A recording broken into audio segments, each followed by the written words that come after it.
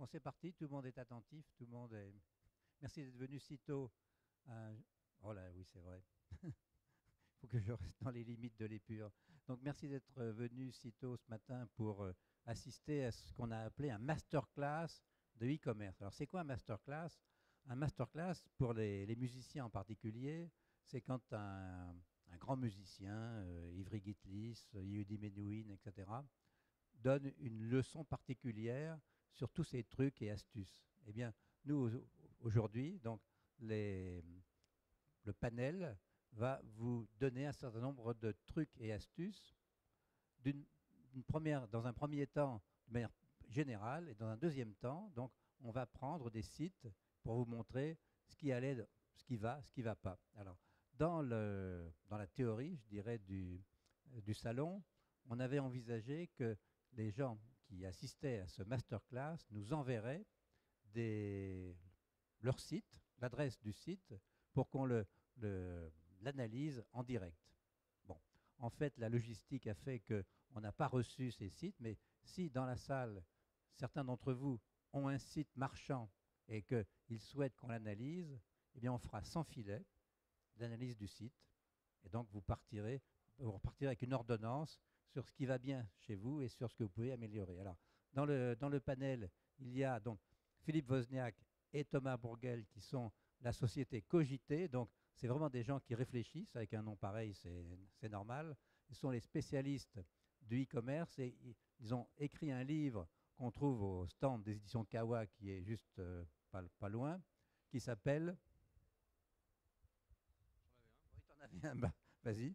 Il s'appelle Comment planter son site e-commerce. Comment planter et réussir. Et réussir, bien entendu, le but étant de se baser sur les mauvaises expériences de nos clients ou de toute personne que l'on a rencontrée, annonceur ou agence, de partir de certaines idées reçues qu'on peut avoir sur le web et sur le e-commerce pour réussir son site e-commerce et éviter tous ces pièges. Il est fait sous forme de guide pratique, puisqu'on n'a pas voulu faire un livre, des formations professionnelles, un livre uniquement de consultants, mais un livre avec des vraies expériences. Donc on interview différents annonceurs qui ne sont pas forcément nos clients. On a des interviews du responsable e-commerce de Tape à l'œil, de la responsable e-commerce de Quechua et de plus petites structures également pour avoir tout type d'exemples. Donc il est parsemé d'interviews et chaque chapitre est conclu de 10 bonnes pratiques à retenir sur le chapitre en question. Et donc, entre les deux, Pauline Dufour-Warnier, qui travaille chez Valtech. Tu peux nous dire ce que tu fais? Bonjour à tous. Oui, j'interviens chez Valtech en stratégie digitale. Donc ça englobe toute la partie en amont, la conception des sites, la stratégie produits et services qui va autour de ça. Et bien sûr, derrière, toute la partie technologie et construction, transformation des sites web. Alors, bon, nous allons démarrer. Alors, il se trouve que donc, moi-même, alors je vais me présenter, je suis Henri Kaufmann, je suis président du Cercle Marketing Direct, directeur de collection chez Kawa et beaucoup d'autres casquettes. J'ai démarré les masterclass il y a 3-4 ans pour Oxatis, qui est une plateforme de sites de e-commerce la plus grosse, je crois, en France, voire en Europe. Et l'idée était d'analyser des sites en public et en live.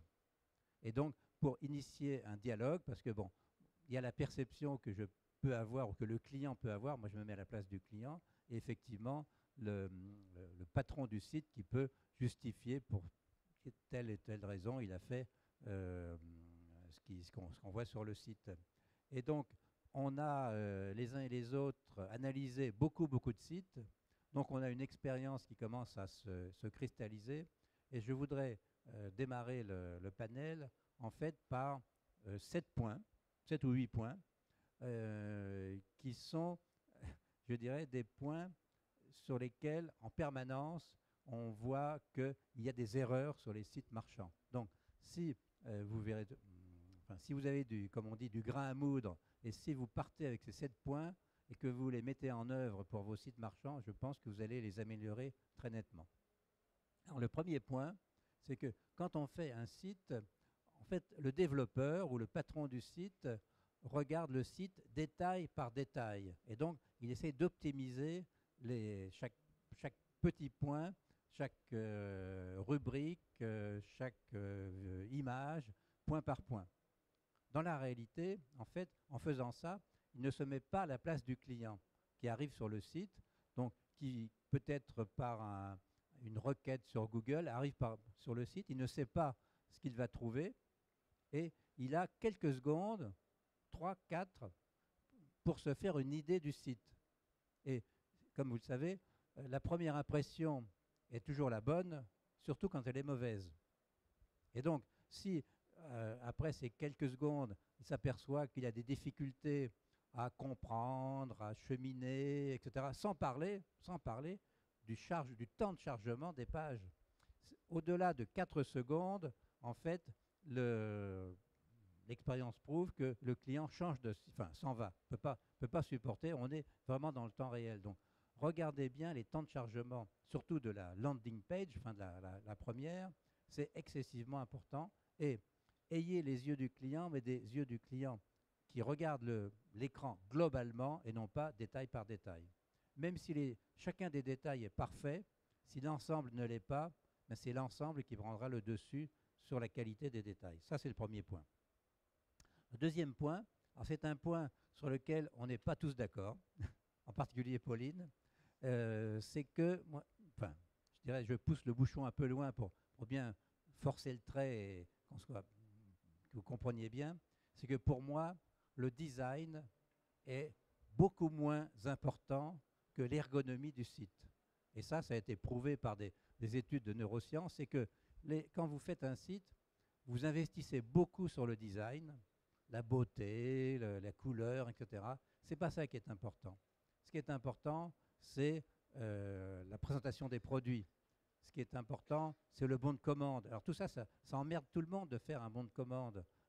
Et en général, d'ailleurs, en marketing direct, quand je briefais mes créatifs, je disais, vous démarrez, au lieu de démarrer par les belles images, par les grandes conceptions, démarrez par le bon de commande. C'est là où tout se fait, parce que c'est là où c'est le juge de paix.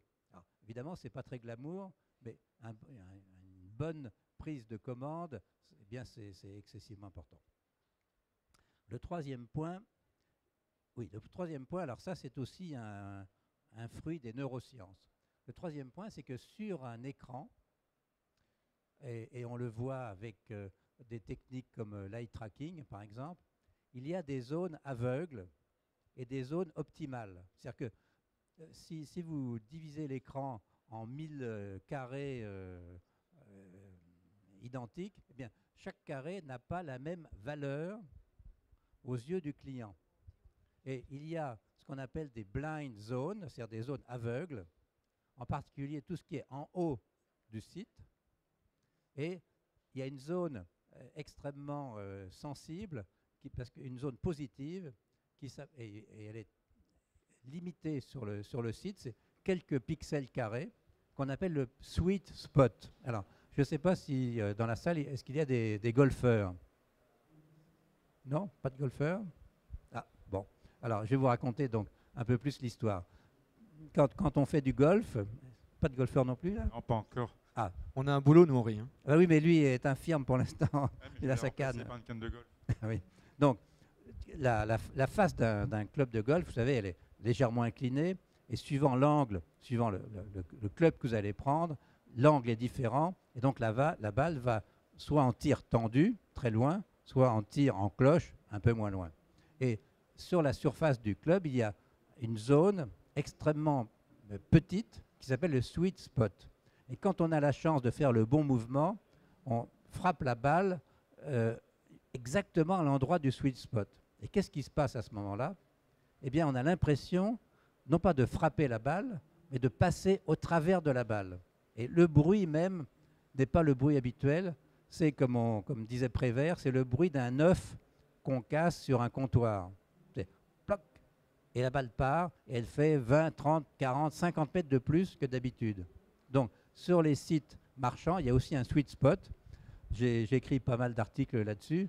Et il y a une société qui s'appelle Netway, N-E-T-W-A-Y, qui a un blog. Enfin, vous pourrez peut-être regardez sur Internet, qui explique où est ce sweet spot. Et effectivement, il faut mettre dans cette zone ce qui est le plus important pour vous.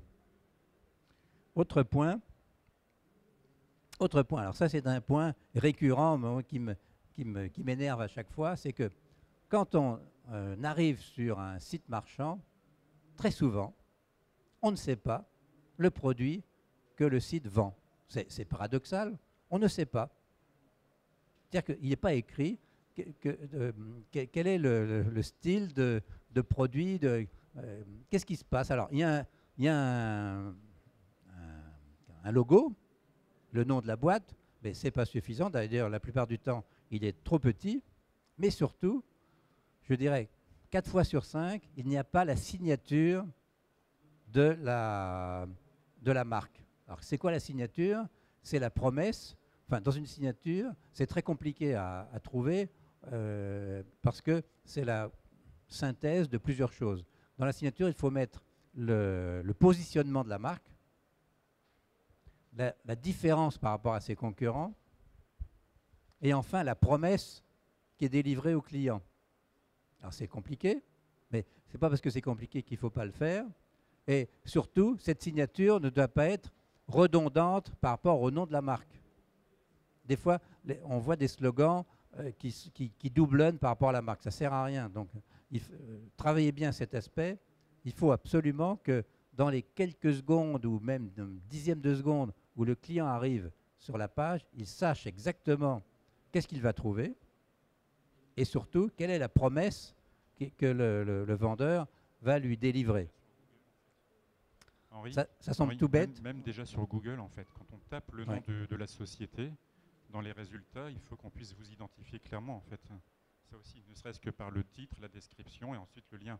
Effectivement, tu as raison, c'est que ce qui apparaît sur Google, puisque sur la page de Google, vous êtes en concurrence par rapport à 10, 20, 30, sur la première page, il y a combien? Il y a 15 Une dizaine de liens en fait en référencement naturel, mais après il y a les liens marchands. Oui. C'est là où ça se bat en fait. Mais très clairement, ce lien, ce texte, c'est issu du site internet en fait. Donc c'est bien ce que vous avez mis sur votre site. C'est ce que Google lit en fait. Exactement. Donc soyez très, très vigilants sur votre identité par le logo, par votre nom et aussi par votre signature. Alors, autre chose extrêmement importante, ce sont les produits, évidemment, et disons la fiche technique du produit. Alors, trop souvent, on voit des photos mal foutues, pas nettes, sans effet de loupe. Alors maintenant, il y a des techniques de grossissement des produits qui sont tout à fait étonnantes. Hein. Vous pratiquez ce genre de choses? La loupe sur le... Les super loupes sur les, Oui. sur les produits, oui, à condition que la qualité de la photo initiale le permette. Alors, maintenant avec les appareils, même avec un iPhone, on peut faire de très belles photos, mais ne négligez pas les photos. Et surtout, au niveau de la fiche produit,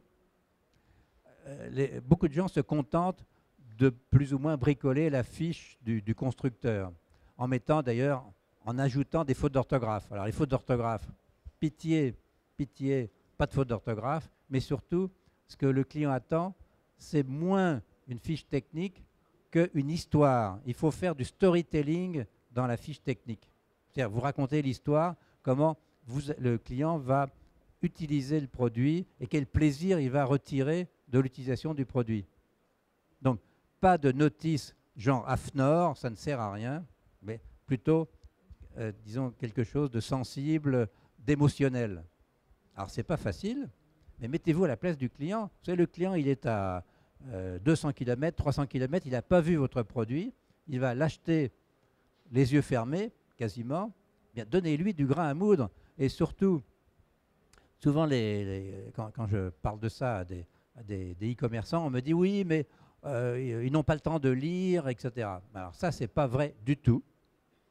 Un client qui veut acheter, plus vous lui donnerez d'informations, plus il y a de chances qu'il clique pour acheter. Par contre, un client qui ne veut pas acheter, c'est toujours trop long. Donc, méditez cette phrase.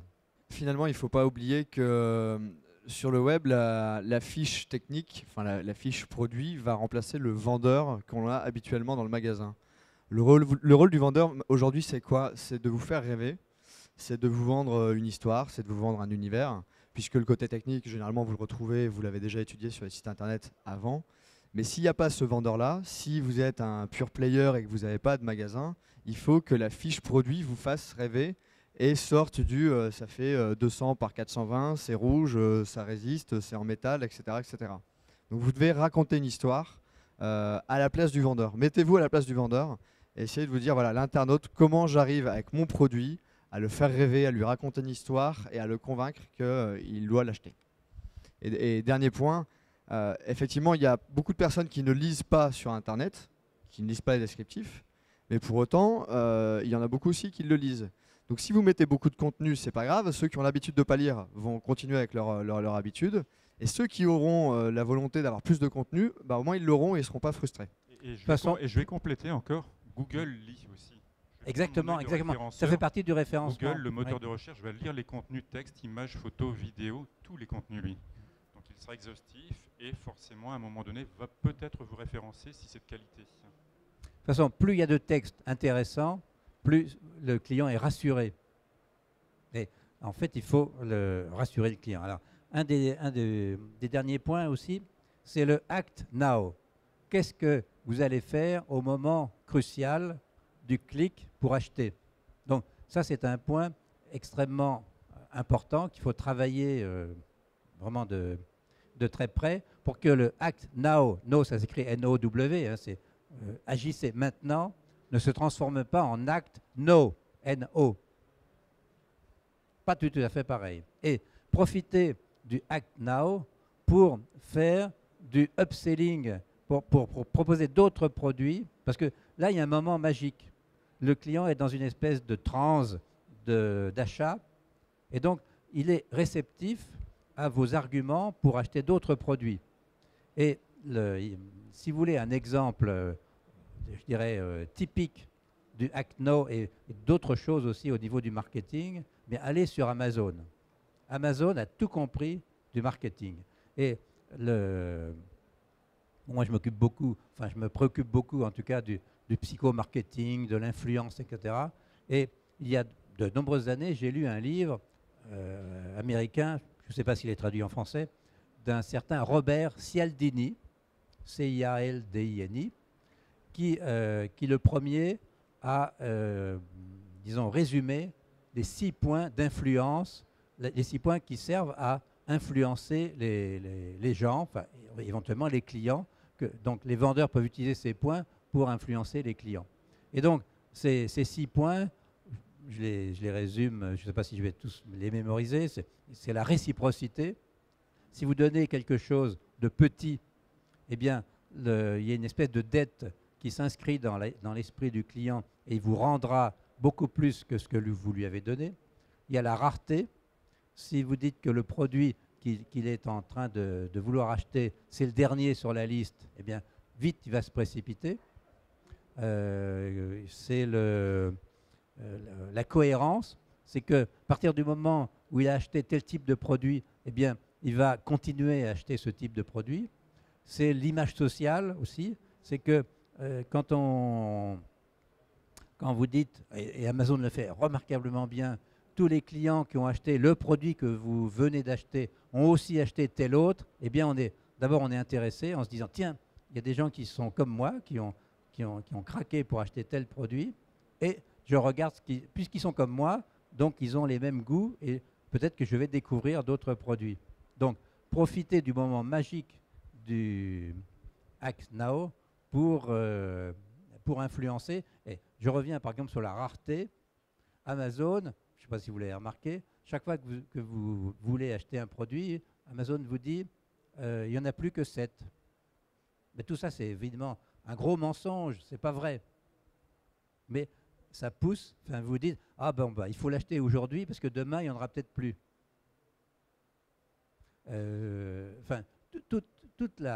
Analysez la stratégie d'Amazon, vous verrez, tout est basé sur les 6 principes de Cialdini.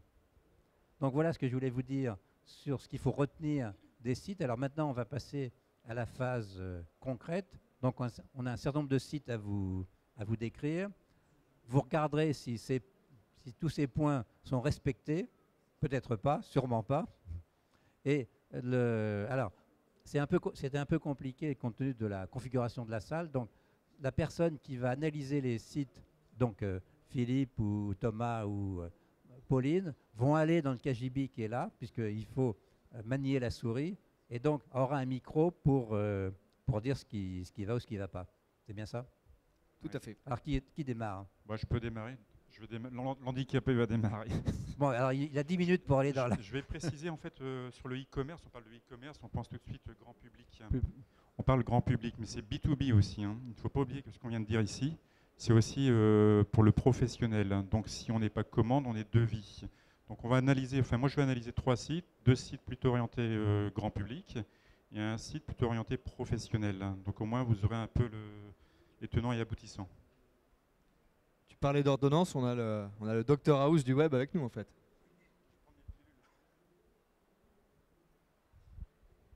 Alors, le premier site que nous allons analyser en live, donc je vais le donner à la régie, c'est Sonore Plus. Allez-y, tapez dans Google Sonore Plus tout simplement. Page inaccessible.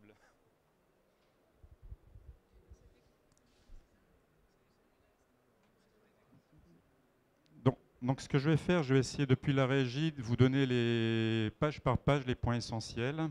Donc le temps que la régie puisse se connecter à Internet. Donc en même temps, je vais meubler. Donc ils n'ont pas de connexion. On peut faire une page de pub si tu veux. Allez-y. Donc là, ils ont un petit bug. Hein. Alors on le répète, si dans la salle, il y a des personnes qui ont un site internet et qui veulent se lancer, n'hésitez pas à nous donner l'adresse de votre site. On sera gentil. On sera gentil.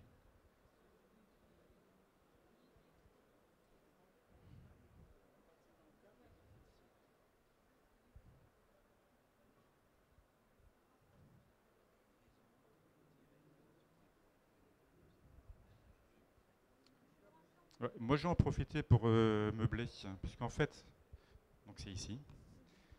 Avec Thomas, on a créé un cabinet conseil qui s'appelle Cogité. Donc, ce qu'Henri disait, on est sur le mode consultant. Et ce qu'on voit arriver, généralement, c'est des marchands en souffrance. Ils ont fait un site, ils n'ont pas les commandes, ils n'ont pas les devis. Donc, ils arrivent généralement après la phase de création du site, avec une maturité à se dire, j'ai mis de l'argent, j'ai investi, ça ne fonctionne pas. Que peut-on faire? Comment fait-on ça? Donc, on intervient généralement sur une première phase d'audit. Donc là, je vais vous montrer en fait quelques sites clients et prospects. On est typiquement intervenu sur une phase d'audit en disant on peut faire ça, on ne peut pas faire ça par rapport à votre site que vous venez de lancer, parce que ça coûte. Et ensuite, on met des étapes. Et donc là, je vais vous accompagner sur un ou 2 sites par rapport à ça et vous dire en fait la démarche que l'on peut faire en amélioration. Donc vous verrez, il y a des points flagrants qui sautent aux yeux, à nous, mais qui n'ont pas sauté aux yeux du professionnel parce qu'il est dans son métier, négociant en vin ou distributeur de matériel hi-fi de luxe. Donc ça, c'est important de toujours l'avoir à l'esprit que vous, en professionnel, vous êtes noyé au quotidien et pas assez de recul. Et nous, on est au quotidien dans le web. Donc on voit en fait ces défauts mineurs ou majeurs et on peut facilement parfois corriger sans devoir refaire le site en entier. Après, simplement des tests, des contre-tests. On arrive dans le marketing traditionnel, mais des tests, des contre-tests, c'est sur les pages, c'est sur Google, c'est de l'analyse et de se dire qu'est-ce qui fonctionne, qu'est-ce qui ne fonctionne pas. Hier, on avait eu une discussion sur les emailings. Mes emailings sont carrément mis de côté par Yahoo. Faites des tests. Prenez des sous-segments d'email, envoyez ça sur des fichiers, appelez les clients de votre base aussi pour savoir ce qui se passe de leur côté. Donc vous avez des clients, vous avez des prospects, il ne faut pas hésiter à les consulter. Là, ici, dans le site de vente de vin en ligne, les clients ont appelé notre client pour dire je voudrais commander, mais j'y arrive pas. Donc ça, c'est typique, ça, en fait. Donc ce qui se passe, c'est qu'il faut tout de suite en fait, prendre qu'est-ce qui ne fonctionne pas. En fait. Là, on a vraiment l'utilisateur, ce qu'on appelle dans le jargon, l'expérience finale de l'utilisateur. Ce que Henri disait aussi, en fait. Alors, je ne sais pas, on est connecté. Ah, j'ai fait une bonne... Oui, c'est bon, on voit très important, le client derrière nous. Donc là, on est sur Google, on démarre en fait. On est, comme le client, on va taper Sonore Plus. Donc je vais vous laisser. Non, moi je ne vais pas taper, vous êtes client, allez-y. Donc vous tapez Sonore Plus. Voilà, normalement on arrive déjà, très bien, on arrive sur cette page Google, on a une fiche identité entreprise à droite, Sonore Plus avec la localisation dans la région lilloise. Et en premier résultat, on a bien Sonore Plus, tant mieux, c'est bon signe, hein, très clairement. Donc on a bien Sonore Plus avec les sous-rubriques. Donc allez-y, on va cliquer. Jean-Philippe, je fais juste une aparté, c'est assez intéressant. Je vais me lever pour le coup. Alors on sort un peu de l'ergonomie, désolé, mais là on a juste Sonore Plus Home Cinéma. Bonjour, le but de ce poste dans lequel je relate uniquement des faits principaux, sans état d'âme, et d'éclaircir le choix de celles et ceux, 3 petits points. On a déjà un premier avis négatif, on n'est même pas encore rentré sur le site. Si je lis ce qui se passe sur Google, je sais déjà que Sonore Plus a eu un problème avec un client. Alors on n'est pas dans le monde entre guillemets des bisounours, on sait qu'il y a des problèmes avec les clients. Le seul problème ici, c'est que ça s'affiche dès l'entrée. On met une pancarte sur la vitrine de notre magasin en disant ici, il y a déjà eu un problème avec un client et cette personne va vous l'expliquer maintenant. Donc ça, c'est important de faire attention et de faire une veille sur votre e-réputation qui commence dès Google. Quand on parle de e-réputation, ce n'est pas uniquement Facebook, Twitter et les autres. C'est également Google. Et alors là, ce qui peut être important aussi, c'est cet avis. On aurait pu les mettre sur le site. C'est un avis négatif, d'accord, mais on aurait pu les mettre aussi sur le site, dans la fiche produit. Donc la réaction positive, négative, peu importe. Mais après, ça se travaille, ça en fait. C'est des réactions, il faut répondre. On peut être content, mécontent du service. Ça se travaille. C'est comme dans un magasin. Là c'est un magasin, très clairement. Donc là, je vais cliquer simplement sur le lien principal Sonore Plus. Donc là, si on est connecté... Oui, donc voilà, on arrive. Bon, moi, je ne sais pas ce que vous en pensez, mais directement par rapport à ce que disait Henri, je vais être dur, mais c'est le foutoir. C'est le foutoir, je ne m'y retrouve pas. C'est Sonore Plus, c'est qui, c'est quoi, ils font quoi? Je ne comprends pas, en fait. Là, apparemment, c'est un magasin de discount en matériel ampli hi-fi. Ils fêtent leurs 10 ans.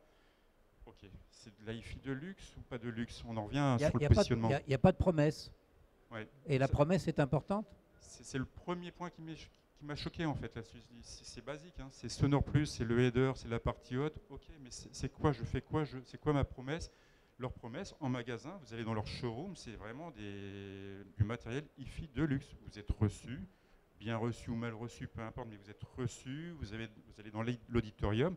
Il y a réellement quelque chose à faire découvrir. Donc ça veut dire images, photos, textes, vidéos, tout ce qui s'ensuit. Je vais faire un petit point de design, si tu m'y autorises.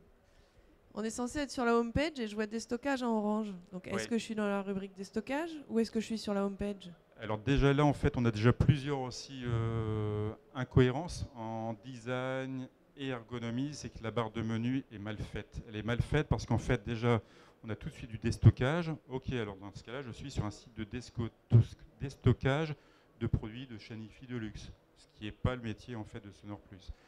Si on regarde en fait l'arborescence, comme on dit dans les jargons, donc le menu, c'est mal classé. C'est mal classé. Je dois bien avoir d'abord dans un premier temps les amplificateurs, les enceintes, et ensuite simplement les téléviseurs, et ensuite les vidéoprojecteurs, et après un onglet ou une zone spéciale déstockage ou promotion en fait. Ou ça peut être en fait dans un bloc. Et là, si on va plus loin, les produits, c'est quoi en fait? Je vends quoi sur cette page d'accueil déjà? Je n'ai que 3 produits mis en avant et un slider qui tourne trop vite. Vous voyez, trop vite. J'ai même pas le temps de lire ce slider qui déroule. Ok, bon, j'ai plusieurs informations, je ne sais pas. On aurait déjà beaucoup de choses à dire sur cette page. Et pourtant, c'est un outil qui peut être amélioré. C'est un site qui utilise une technologie open source qui s'appelle PrestaShop. Ça peut être amélioré. Là, on est dans le design, l'ergonomie. Ça peut être facilement amélioré. Si on continue, peut-être, je reviens sur le sweet spot. Le sweet spot sur un écran, il est là. Alors là, ça va. Là, c'est déjà moins bien. De toute façon, avec ce menu déroulant, on n'a pas le temps de voir ce qui se passe. Et d'ailleurs, qu'est-ce qui se passe quand on clique sur le bandeau qui défile? Allons-y, on va cliquer sur ce qu'on appelle dans le jargon le slider. Le slider. C'est la partie centrale. On peut le dire en français, on peut dire carrousel. Le carrousel d'image. On arrive sur une fiche produit. Une fiche produit technique. Ce que Henri disait tout à l'heure, là on est typiquement sur copier-coller. Copier-coller. Bah oui, parce que comment peut-on lire des phrases aussi longues, sans paragraphe, sans sous-titres, c'est absolument impossible. Je sais pas si mais même, enfin, Imaginez sur un mobile. Bah voilà, imaginez sur la tablette, les mobiles en mode ce qu'on appelle responsive, c'est pas la peine, et c'est surtout pas la peine pour l'utilisateur. Là, la cible, elle est haut de gamme. Donc ce qu'il attend, c'est du visuel, c'est de l'émotion, de la sensation, du commentaire, de l'article, de la critique. Mais il n'y a aucune émotion. Et alors, je ne l'ai pas dit dans la liste tout à l'heure, mais les commentaires clients sont extrêmement importants sur un site marchand. Alors, en général, on dit à un marchand, mais mettez les commentaires de vos clients, il dit, ah mais c'est pas possible, ils vont tous être négatifs, il n'y a que les clients qui râlent et qui mettent des commentaires. Je vais aller plus loin même, je vais rebondir, c'est les commentaires clients et surtout aussi le commentaire de l'expert. C'est des experts en fait, hein. Ils sont vraiment experts dans leur domaine, donc c'est avant tout l'avis de l'expert sur ce produit, ça fait la différence, la valeur ajoutée, et les commentaires des clients qui s'y connaissent très bien aussi. Oui, et qui mais surtout, après le service, hein. L'idée des commentaires, elle est très simple, c'est que quand on met des commentaires clients, d'abord, globalement, il y a 90% de positifs par rapport à 10% de négatifs, parce que quand même, bon, quand on met son nom, etc., il y a une espèce d'engagement, mais surtout, les commentaires font globalement augmenter le chiffre d'affaires du site par un taux à 2 chiffres. C'est-à-dire ça augmente d'au moins 10%. Donc ça vaut le coup. Et ce qui est d'ailleurs négatif pour M. Dupont n'est pas forcément négatif pour M. Durand, parce que ce n'est pas les mêmes fonctionnalités qu'il va utiliser pour le produit. En tout cas, ici, cette fiche technique, c'est imbuvable. C'est un crime de less marketing, ça. Ouais, ouais. Et là encore, vous voyez, alors je vois pas d'ici le prix. Tu vois pas d'ici, c'est que c'est pas bon. Donc le prix du produit, concrètement, je n'ai qu'un... Juste, Jean-Philippe. Oui, c'est ici là qu'il faut... Juste, moi c'est pas buvable. J'ai une autre remarque, c'est que, en fait, je ne l'avais pas vu au premier coup d'œil, mais malheureusement pour eux, on est resté un peu longtemps sur la fiche produit. Ils nous proposent un produit à 249 € TTC et nous indiquent en dessous, pour un meilleur prix, contactez-nous. Donc en gros, on va essayer de vous le vendre à 249 €. Mais comme on est quand même conscient qu'on est en train un peu de vous arnaquer, si vous voulez une petite ristourne, n'hésitez pas à nous appeler.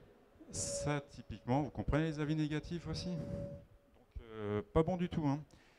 Là, les avis, les étoiles, les commentaires, une malheureuse photo sur un produit à 249 €, un amplificateur, j'hésite à l'acheter. Je vais peut-être me rendre dans le magasin, mais vu l'avis, j'hésite encore plus. Il faut vraiment les connaître, il faut en vouloir pour y aller en fait, hein. Donc si on clique sur une catégorie, hein, donc on va remonter en fait. On va cliquer par exemple sur, alors je vais revenir, sur écran LCD. En fait, on a l'impression que c'est une plaquette de catalogue qui a été mise en ligne sur le site. C'est ça, ça va pas. Il faut repenser le site. Regardez ici, on a cliqué sur écran LCD. Qu'est-ce qu'on arrive sur quoi? Une page vide, une page qui sert à rien. Une page qui sert à rien où en fait on se retrouve avec du texte gamme LCD écran. À gauche, en fait, la promo d'un produit à 4 500 €. Dans la petite vignette, le produit à 4 500 €, il est dans la petite vignette là, et là on n'a rien. Ah oui, j'ai envie de l'acheter ce produit, c'est sûr. Je suis dans les écrans. Ça le blanc met en valeur. Ah oui, là c'est sûr qu'on est attiré par ce produit et par le prix. Mais franchement, je voudrais en savoir plus. Donc cliquons sur ce produit à 4 499. On crée un peu de confusion parce que dans les tranches de prix, on ne comprend pas de quoi on parle. Réinitialiser la recherche, je ne viens pas d'une recherche, donc pourquoi on me propose de réinitialiser une recherche? Là, il y a clairement une confusion qui se crée autour de Et alors, cette juste rubrique. auparavant, dans cette fameuse catégorie, on aurait pu créer un univers télévision, haut de gamme, expliqué aussi par univers LCD, écran plasma, écran 3D, HD, expliquer ce qui se passe par rapport à ces produits de téléviseurs, en fait. Et après, simplement aller par des recherches avancées par marque, par prix, par type de produit, LCD, plasma, HD, et par besoin aussi. Donc là, n'oubliez pas, encore une fois, on est sur des personnes qui sont dans le home cinéma, qui veulent se faire un bel espace. Donc on pourrait carrément faire du devis en ligne. Donc ils pourraient proposer la télévision plus l'association des produits, ce qu'on disait tout à l'heure. Donc le home cinéma complété, se faire la très belle installation. Donc ils pourraient même vendre le mobilier, les très beaux fauteuils, home cinéma. Là, c'est évident, on est à l'opposé de leur magasin. Et puis, ça manque peut-être, enfin moi je me dis, hein, pour une télé à 4500 €, j'aimerais peut-être avoir une petite vidéo qui m'en mette un peu plein les yeux, quoi, où je vois la télé, où je vois les images, les images s'afficher, même si je sais que ça va pas être la même qualité que en réel, où j'ai un gros son qui me prouve que la télé pour 4500 €, elle tient la route au niveau du son, même sans home cinéma. Enfin voilà, pour ce type de produit à haute valeur ajoutée, il peut être intéressant de faire l'effort. Alors évidemment, c'est un budget, mais on peut le faire très simplement avec des gens qui savent également travailler de manière très simple et efficace. Mais avoir une petite vidéo de démonstration, ça peut, je pense, aider le produit, en tout cas pour cette gamme de prix. Alors on pourrait aller plus loin aussi, hein. Là on est dans le monde du son, de l'image. Donc dans le son, on peut avoir des extraits sonores aussi pour que les audiophiles puissent les exploiter, les télécharger. Vous voyez, c'est plein d'astuces de dire je donne quelque chose et en contrepartie je recevrai peut-être un email ou je me connecterai à leur base en fait, hein. C'est un club, ni plus ni moins. Après côté design, ergonomie, mais plutôt créa, les codes couleurs, ce qu'on évoquait, Sonore Plus, c'est pas très design et ça ne reflète pas la clientèle ciblée CSP+, et budget aisé en fait, hein. Donc là, Il y a aussi autre chose, c'est que au-delà du prix et de la vidéo, je suis dans une rubrique écran LCD plasma. J'aurais bien aimé juste qu'un expert m'explique la différence entre les deux, les avantages d'un produit par rapport à l'autre, juste sans comparer forcément les produits, mais déjà expliquer de quoi il s'agit et quels sont les bénéfices pour l'utilisateur de tel ou tel écran. Est-ce que le LCD va durer plus longtemps que le plasma et est-ce que donc c'est normal que le produit soit plus cher parce qu'il va durer plus longtemps? Ce genre de choses qui sont que du contenu qui coûte quand même pas grand chose. Il y a tout à fait la place sur la page pour le dire.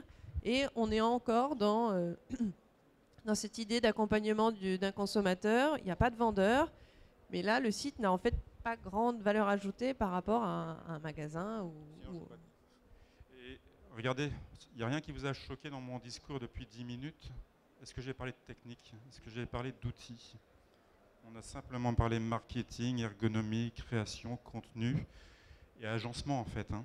Donc on est comme dans la vie réelle, dans une stratégie marketing sur le web, dans une stratégie de communication. Après on va adapter les outils. Quelle plateforme, quel outil, quelle solution d'emailing, quel moyen, quel plan d'action va-t-on mettre en place par rapport à Google, par rapport à tous ces éléments, vous voyez. Donc on peut peut-être passer... Alors là, c'est une personne typiquement, je suis audiophile. J'ai été dans leur magasin, puisque je connaissais le magasin. Mais concrètement, je n'aurais jamais commandé chez eux.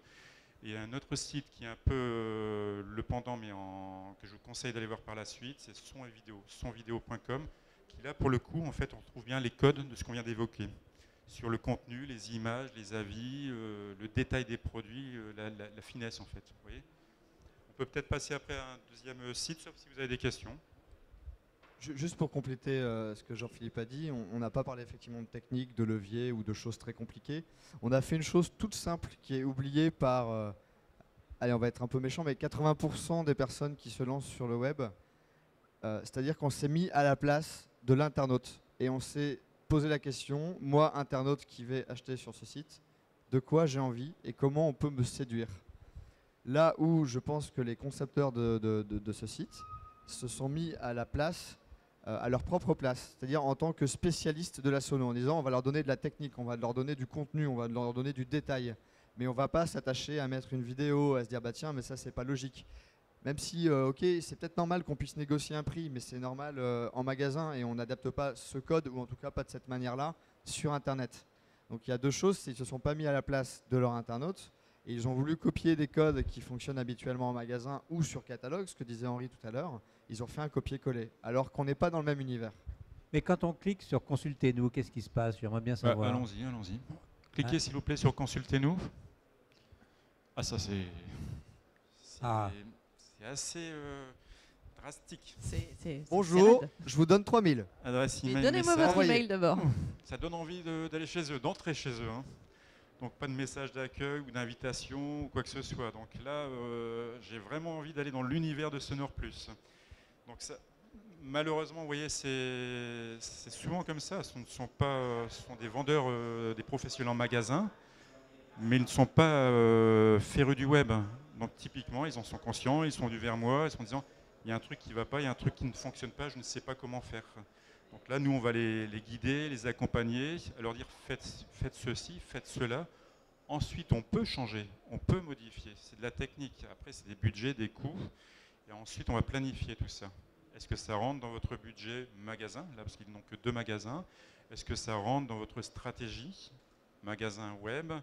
Et que mettons sur le web? S'ils veulent être discount, ils ont peut-être intérêt à changer de nom sur le web et ne pas se présenter Sonor Plus et rester avec des magasins de luxe. On va passer à un autre site, celui de En fait, je Pauline. vais prendre que le 3e parce qu'on n'aura pas le temps de tous les voir. Moi, j'ai pas pris un site client parce que j'avais pas envie. J'ai pris. J'en ai un.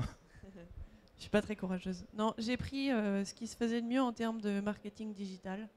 En fait, c'est un site de Nike. Nike, c'est toutes les meilleures expériences qu'on peut avoir aujourd'hui. Et pourtant, le site Nike ID, ouais, Nike ID, s'il vous plaît. C'est le site de personnalisation de vos baskets. Donc c'est le site de personnalisation des baskets.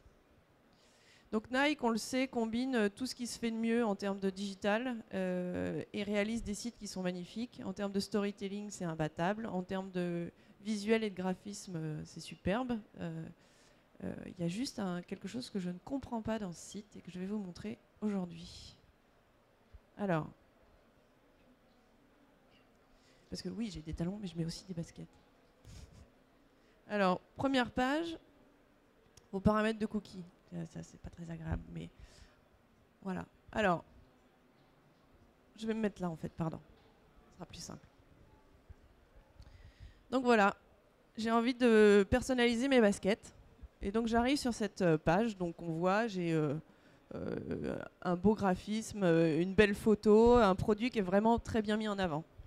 Je vois ici... Alors, attendez, est-ce qu'on... Voilà. C'est justement ça que je voulais vous montrer, c'est-à-dire que là, si je ne vois pas mon ascenseur ici, je ne comprends pas que je vais pouvoir voir d'autres éléments en bas de page. Mais bon, ça, c'est pas très grave. Mais donc, je passe quand même à côté de tout ce qu'il y a en dessous. Donc là, je vais personnaliser mes baskets. Donc, à moins que vous ayez d'autres éléments à dire, mais... Donc là, il faut cliquer sur le bouton personnaliser et acheter. Oui, personnaliser et acheter. Ce qui est quand même... Si tu veux personnaliser, il faut acheter. Alors.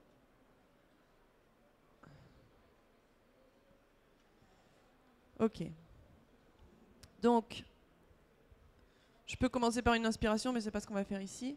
Donc ici, je peux cliquer pour commencer la personnalisation. Enfin, j'ai déjà, je sais pas s'il faut cliquer ici ou je clique là, ou que je parte de zéro. J'ai déjà 3 informations. Déjà là, je sais déjà pas si ça va faire la même chose. Donc je vais cliquer ici pour commencer, s'il vous plaît. Voilà. Et donc là, en fait, on le voit, au survol à la souris, je peux personnaliser la virgule, le swoosh de Nike. Et voilà. Et là, ça commence déjà à cafouiller. Ça veut dire que là, effectivement, bon, je vais choisir une couleur. Et normalement, ça m'indique ici, mais alors là, ici, ça ne le fait pas. Normalement, à partir du moment où j'ai personnalisé, ça me sélectionne celle-là. C'est pas grave. Je vais repasser sur la basket. Et donc là, en peigne, swoosh, j'ai déjà fait. Donc, est-ce que je peux me mettre à côté? Voilà, en peigne. Je clique et je sélectionne une couleur. Et puis là, on va sélectionner la semelle. Hop, je prends une couleur. OK. Ajouter des taches de peinture. Non. Oui, si vous voulez, amusez-vous. Voilà, très joli. Et qu'est-ce qu'on n'a pas fait? Est-ce qu'on peut repasser là? Je crois qu'il faut passer ici aussi. En paint, ça c'est bon, c'est fait. Là, tu es perdu. Semelle intermédiaire, un petit peu, ouais. Je suis déjà perdu. Et vous trouvez pas que c'est long déjà? La doublure. Enfin, moi, ça me... Vous voyez, côté Voilà. utilisateur, je peux plus courir. Mais c'est long, hein. Et pourtant, on est quand même dans ce qui se fait normalement de plus cool, quoi. Alors, on va essayer autre chose. Je vais cliquer ici sur la petite flèche là, parce que je ne sais pas ce que ça va donner. Ici. À côté de l'AC. Non, pas voilà, ici. T'as intérêt. Là, la semelle Les commentaires. intermédiaire, elle est sélectionnée. Donc normalement, je sais pas. Normalement, en fait, en fonction de ce que vous avez changé, ici, ça vous montre que ça a été coché, décoché. Donc là, je sais même plus ce que j'ai fait ou ce que j'ai pas fait. Donc c'est déjà un souci. Donc on va faire ajouter au caddie. Elle coûte combien? Alors ajouter au caddie. Donc là, je vais choisir ma taille. On va prendre une taille Ouais, européenne. mais je veux bien ajouter au caddie, mais ça coûte combien? Bah, tu le sais que quand c'est dans le caddie. Non mais c'est. Et une paire. Et je termine. Voilà. Et là, 190 voilà. €, c'est la Donc, pochette surprise en fait. il manque en fait une étape. Ce que je comprends pas, c'est que je l'ai fait hier et ça vous l'a pas fait aujourd'hui, mais c'était encore pire hier. Est-ce que vous pouvez refermer cette fenêtre, s'il vous plaît? Alors là, en plus ça bug, c'est génial. Est-ce que vous pouvez cliquer ici? Parce qu'en fait, je voudrais personnaliser l'arrière de ma... À moins que ce soit le modèle de la basket que je puisse pas... Voilà. Si je mets votre ID ici, en fait, c'est pour personnaliser avec votre nom. Est-ce que vous pouvez mettre chaussure droite ABC, ABC et DEF ici? Regardez ça. Désolé, l'ID que vous avez saisi n'est pas conforme à nos instructions. Veuillez saisir un nouvel ID. Vous pouvez consulter notre politique de personnalisation sur US Nike Europe Moyen-Orient. Pourquoi? Comment? Alors ok, je pense qu'en anglais, ça c'est un gros mot, mais enfin, c'est quand même pas génial comme message d'alerte, quoi. Donc vous êtes obligé de mettre DET par exemple. Parce qu'en plus, je peux pas mettre ce que je veux sur mes baskets, ce qui est quand même assez moche. Mais voilà. Et donc en fait, si vous avez loupé une étape, mais là c'est marrant parce que ça le fait pas, il vous met un message d'erreur et il vous dit que vous pouvez pas mettre vos baskets dans votre caddie et il vous dit pas en fait ce qui vous manque. Donc c'est assez quand même étonnant. Voilà. Et donc après, quand j'ajoute au caddie, effectivement, voilà. Mais ça déjà depuis hier, ça a changé. Ça change tout le temps en fait. C'est l'effet des mots. Ils t'ont entendu? Ouais. Voilà, donc est-ce qu'on peut descendre, s'il vous plaît? Moi, ça me choque, hein, c'est quand même Nike. C'est pas Non, mais c'est surtout que c'est une référence sur tous les Ouais. autres sites de Nike. Il n'y a pas de faute, quoi. Donc, alors là, on a en revanche tout ce qu'on vous expliquait tout à l'heure, les détails, les experts, la techno, tout ce qui fait que cette basket qui vaut 3 € en vaut en fait 200. Et on vous suggère ici, vous aimerez peut-être aussi, et surtout, on vous demande votre avis. Et après, voilà. Mais encore une fois, tout étant sous la barre de navigation, avec aucune indication autre que celle du scroll ici, comme quoi vous pouvez effectivement accéder à d'autres contenus, elle n'est pas évidente. Donc, elle n'incite pas à la navigation. Alors que sur les autres sites Nike, où on est en... Je ne sais pas si vous connaissez les parallaxes, en fait. C'est à partir du moment où vous rentrez dans le contenu, en fait, le site bouge et en fait, on est vraiment dans du storytelling et dans l'émotion et l'expérience. L'avantage du parallaxe, c'est que ça vous pousse justement à descendre le long des pages et à accéder à différents contenus. Là, on l'a pas. Alors, on n'est pas obligé d'avoir un parallaxe partout. Hein, c'est quand même pas facile à développer, mais on ne comprend pas qu'effectivement, il y a d'autres informations qui sont dessous. Et c'est dommage parce qu'on passe à côté de quand même... juste déjà le rating, si vous ne pouvez pas donner un rating à votre basket, c'est quand même un peu dommage. Voilà. Je sais pas si vous voulez faire d'autres commentaires. Non, je pense que j'achèterai pas chez Nike. Et que... Là, il faut en vouloir pour acheter le tunnel de conversion, dans le jargon, comme on dit, le tunnel de conversion pour aller à la commande, parce qu'ils nous ont dit personnaliser et acheter. Là, concrètement, on s'arrête à la personnalisation, il n'y a pas de transformation de commande. Donc, si on part sur les prévisionnels, mon trafic, référencement naturel payant, je l'achète, ça me coûte, le site me coûte, mais là, en résultat, j'ai quoi? J'ai peu de commandes, je suppose, là-dessus, vous voyez? Bah, je pense qu'il y a tellement d'étapes où on peut potentiellement abandonner son panier qu'en termes de conversion, je pense que c'est pas grand-chose, quoi. Encore une fois, je pense que ceux qui ont conçu ce site, alors il aurait été intéressant de les avoir avec nous aujourd'hui pour avoir certaines réponses, mais je pense que tout au long de la conception, j'imagine bien qu'ils se soient dit, bah non, mais c'est logique, on va pas l'expliquer. C'est bon, c'est logique que les lacets soient personnalisables, c'est logique que la semelle soit personnalisable. On va quand même pas mettre des numéros et indiquer à l'internaute les étapes qu'il vient de passer. Bah si, parce que l'internaute, il ne le connaît pas, votre site. Il n'a pas passé 6 mois à bosser dessus, il n'a pas été à vos réunions, et pour lui, tout n'est pas forcément logique. Et que sur Internet, on n'a juste pas le temps. Même si on le prend un peu pour personnaliser des chaussures, sur Internet, on n'a pas le temps. Donc tout ce qui peut aider l'internaute à ne pas réfléchir. Alors je dis pas qu'on s'appelle TF1 et qu'on vend de l'espace publicitaire à des cerveaux déconnectés, mais tout ce qu'on peut faire pour aider l'internaute à ne pas réfléchir et aller vite. Est-ce que le but du site c'est quoi? C'est qu'il aille vite sur la page commandée, qu'il mette sa carte bleue, qu'il commande, que ça se passe bien, qu'il reçoive ses chaussures, qu'il soit content. Nous, notre objectif c'est ça. Et le but du site, il faut que ça soit un outil qui aille le plus vite possible à cet endroit-là, avec derrière des outils, un design agréable, des fonctionnalités efficaces, etc. etc. Et Donc là encore, mettez-vous à la place de l'internaute en disant est-ce que c'est si simple que ça? Et pour ça, il y a des boîtes qui font des panels à plus petite échelle, demandez à des connaissances qui font partie de la cible, hein, bien évidemment, mais vous pouvez le faire autour de vous, pas des gens de votre structure, pas des gens de votre société qui connaissent vos produits. Demandez à des personnes qui ne connaissent pas vos produits. On dit toujours que pour expliquer son activité et voir si on est clair, il faut l'expliquer à sa grand-mère, et à partir du moment où elle a compris, c'est qu'on est clair et qu'on peut commencer à la commercialiser. Bah là, c'est un petit peu pareil. Demandez à des gens qui n'y connaissent rien, qui seraient attirés par le produit que vous vendez ou par le service que vous vendez, de tester votre site avant de le lancer. Vous allez voir, vous allez avoir des surprises et vous allez avoir des super remarques. Alors, ce qui est intéressant, c'est que la promesse, elle était quand même là, en fait, sur les visuels, des très beaux éléments, des carousels, des choses comme ça. On avait un effet waouh qui retombe complètement. Voilà, on a vraiment cet effet waouh qui retombe, et malheureusement, là, c'est la technique qui a pêché, quoi, en fait. On sent qu'il y a la technique qui a pris le dessus, et le client a été oublié, tout simplement. On parlait d'Amazon tout à l'heure. Amazon n'est pas du tout dans l'effet waouh, mais c'est on va à la fonctionnalité d'abord, quoi. On s'embarrasse pas du design mais le site est éminemment ergonomique et efficace. Mais donc Pauline, le design est moins bien que l'ergonomie? Non, c'est pas ça. Tout à l'heure, tu as dit l'inverse. Le design est au service de l'ergonomie. Le design, exactement. Ah. Merci. C'est-à-dire que quand on conçoit un site de les zéro, ergonomes peuvent critiquer le design. quand on conçoit un site, ou en tout cas chez nous, notre méthodologie de travail, c'est la première analyse, c'est l'ergonomie, c'est pas le design. C'est-à-dire que comme quand on conçoit un site, on ne fait pas les créas d'abord, on fait l'ergonomie d'abord. Et ensuite, on développe le site sous des maquettes. On utilise Axure ou on peut utiliser d'autres outils, mais en tout cas, nous, on développe ça sous Axure pour pouvoir cliquer en fait les pages. Mais c'est juste d'un point de vue ergonomie. On a posé les rubriques, on a posé les différents espaces du site, là, en fait, voilà, hein. et on peut naviguer dedans en dehors de toute conception graphique.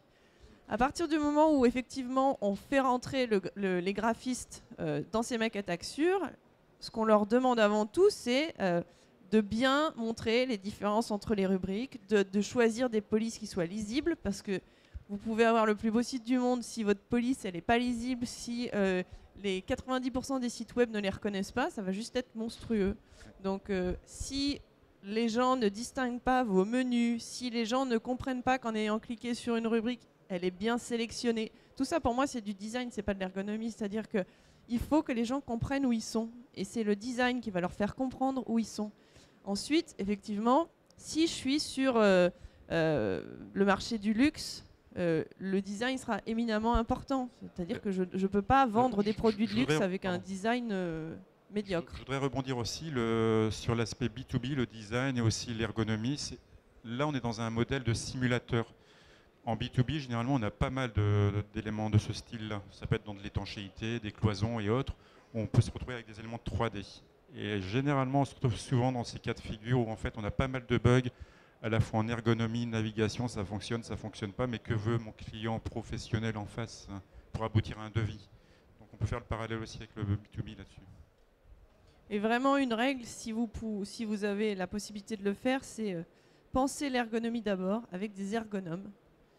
Ensuite, les ergonomes travaillent avec les créatifs, les designers, et ensuite ils travaillent avec les intégrateurs HTML. Et ne faites pas vos créas d'abord, parce que une créa, ça peut être très très beau, mais ça ne fonctionnera pas forcément. Et quand on fait les créas d'abord, on ne pense pas à la navigation, c'est pas vrai. Donc pensez avant à la navigation, et en plus ça facilitera le travail des créas. tout le monde a des histoires en tête avec des créas qui sont magnifiques. Et puis quand on passe au développement, on est obligé de supprimer des choses. Et en fait, on dénature complètement la créa. Et du coup, on passe à côté de quelque chose qui aurait pu être très bien, tout simplement parce qu'on n'a pas pensé la navigation avant. Voilà. Et à forcerie, si vous faites du responsive design, il est hyper important que les trois travaillent ensemble en atelier, les ergonomes, les créatifs et les intégrateurs, qu'ils aient des ateliers de travail ensemble et des débats autour de la possibilité d'intégrer telle ou telle fonctionnalité et de le penser ensemble. Un site finalement ne peut pas reposer que sur une créa et que sur le client qui a regardé une maquette et qui a été soufflé par la créa, parce que si derrière c'est effectivement du vide entre guillemets ou qu'il y a plein de choses qui n'ont pas encore été pensées, vous risquez de décevoir votre, alors en tant qu'agence ou consultant, mais votre propre client, parce que vous lui avez vendu une créa, il veut cette créa, et derrière vous allez lui dire ah oui mais en fait finalement parce qu'avec nos différentes conversations avec vous etc, techniquement ça va pas être possible donc on va changer la créa. Donc ça peut être même très dangereux commercialement parlant de vendre une créa dans un projet plutôt que de vendre un projet global et une cohérence globale. Chez nous, on a gagné un projet récemment d'une façon assez inédite. C'est-à-dire qu'on nous a demandé un audit sur un site en nous disant on ne peut pas changer grand-chose, on est très coincé par notre plateforme, c'est une plateforme mondiale, donc on va faire des changements, mais vraiment à la marge. Et donc on leur a fait un audit sur la partie ergonomie bien sûr, sur la partie créa, sur la partie contenu et un petit peu sur la technique.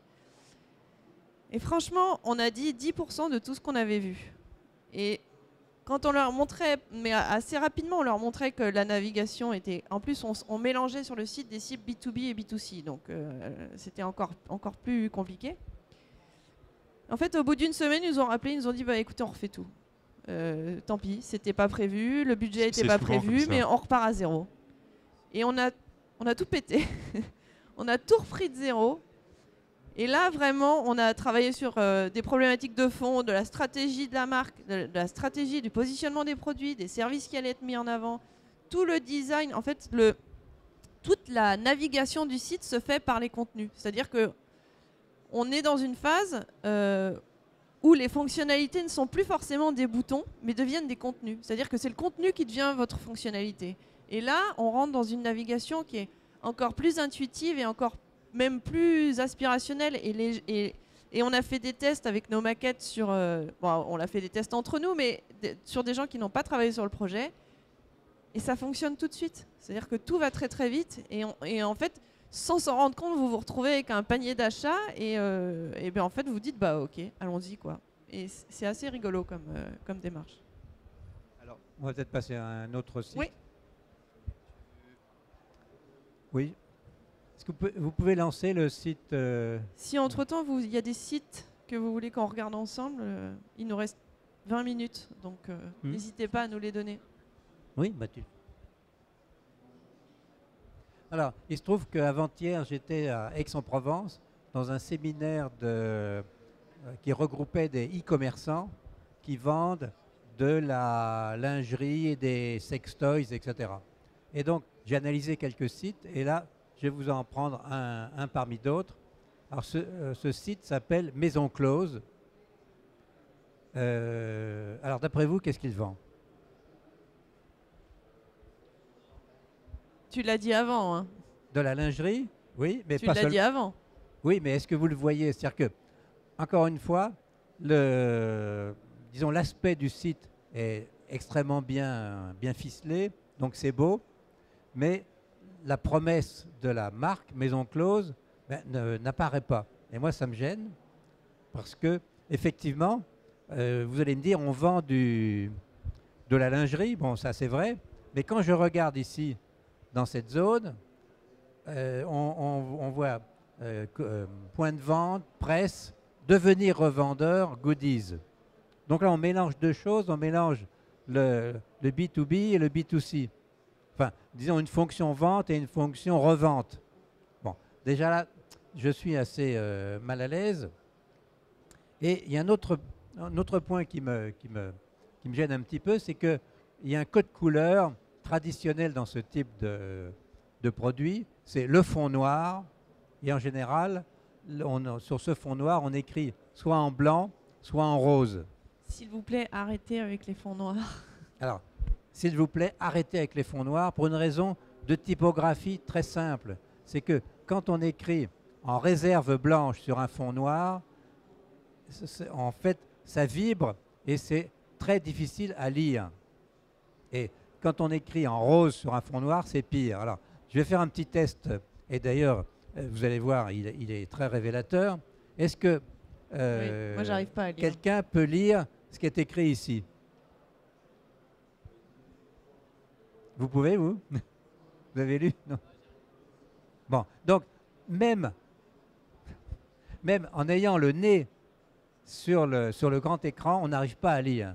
En fait, ici, il est écrit « bougie de massage » et en dessous « message candles ». Alors moi, je veux bien, mais il faut que je sois plus près de toi, Pauline. Mais en fait, on a sacrifié la lisibilité à la beauté du site. Mais bon, ça fonctionne pas. Alors, on va essayer de rentrer dans le site. Est-ce qu'on peut cliquer sur découvrir les 3 nouvelles collections?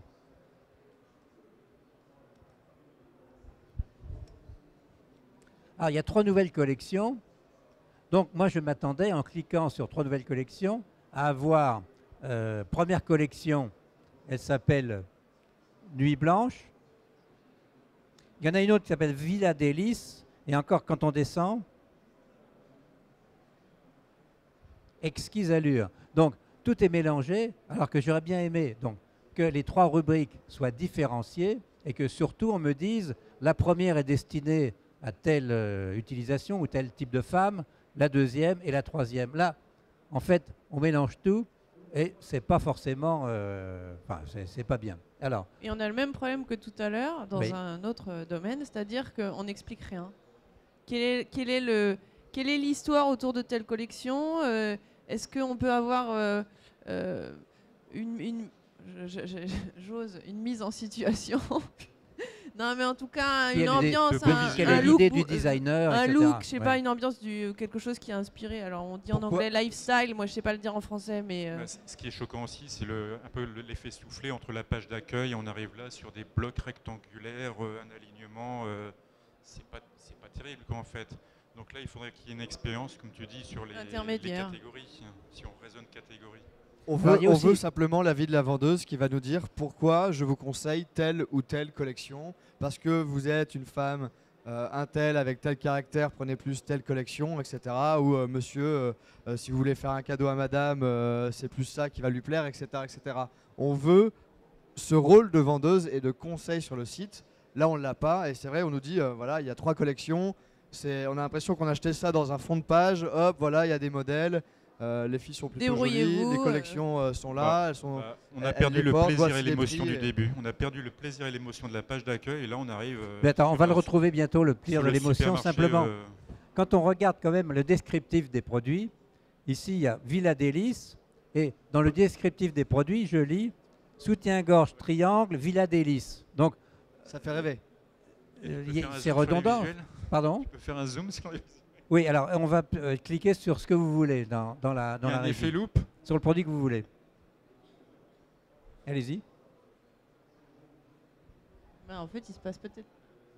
la fiche technique. Alors, la fiche technique, bon. Est-ce que vous pouvez balader la souris sur le modèle? Parce que là, il y a un effet loupe qui est remarquable. Ça, c'est vachement bien. Ça, c'est merveilleux. Pas forcément, un peu plus haut, si vous voulez. Bon, ça, c'est vraiment top. Sur ce produit, c'est vraiment extraordinaire. Là, ils ont bien réussi, mais ce qui est dommage, c'est qu'il y a des petites, comme on dit, le diable est dans les détails. Il y a plein de petites choses qu'on pourrait améliorer. Quant à ici, la fiche technique, comment peut-on lire un paragraphe aussi long, sans sous-titres, sans respiration? C'est pas possible. Par contre, le ajouter au panier, on le voit bien. Hein. Ça, pas de souci. Hein. Voilà, gros bloc. Est-ce que les tailles sont cliquables? Est-ce que dans les menus, là, c'est quelque chose qui peut se... Non, et surtout aussi, ce qui est tout à fait étonnant, c'est qu'ici, il y a une... Alors, je ne sais pas comment on appelle ça techniquement. Le footer. Le footer, ben, ils se foutent de nous, là. Parce que quand je clique sur livraison rapide, par exemple, qu'est-ce qui se passe? Nada, rien. Rien. Ah, c'est pas cliquable. Alors C'est donc ça- un footer. C'est alors un ça, faux généralement, footer. c'est les pages qu'on laisse traîner, qu'on ne veut pas faire. C'est long à faire, j'ai pas le temps, je dois faire les conditions générales. Je le ferai après. Je le ferai plus tard. Ils le font jamais. Ils Par ne contre- le font jamais. Par contre, ce qui est quand même intéressant, c'est que ici, je vois newsletter et votre email. Là, c'est cliquable. Non, voilà. Là, on peut cliquer et rentrer son adresse mail. Autrement dit, on met côte à côte des choses cliquables et des choses non cliquables. Ça, c'est pas bien. Alors, je vais rebondir sur livraison. C'est ce qu'on appelle dans le jargon les critères de réassurance. Là, on aurait dû avoir des critères de réassurance avec des logos, des pictos pour dire c'est livré en tel temps, tel moment, c'est acheté et remboursé sous 48 heures. Enfin, vraiment les éléments essentiels qui différencient aussi. On n'a pas forcément besoin de texte, ça peut être des pictos. Hein. Alors ça, c'est quand même intéressant aussi. Le guide détail, si on peut cliquer.